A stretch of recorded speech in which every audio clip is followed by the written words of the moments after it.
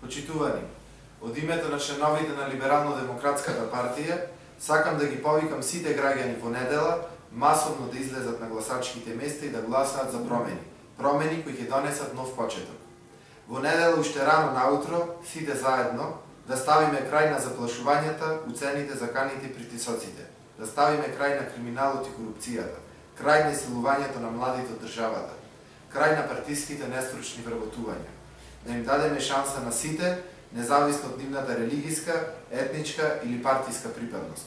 Да гласаме за достоинствен живот за пензионерите, за поголеми субвенции на вистинските земјоделци, за побогат културен и спортски живот на младите во градот, повеќе работни места, да ги запреме казните за приватниот сектор, да гласаме за нов стадион, за копанки, за Пелистер.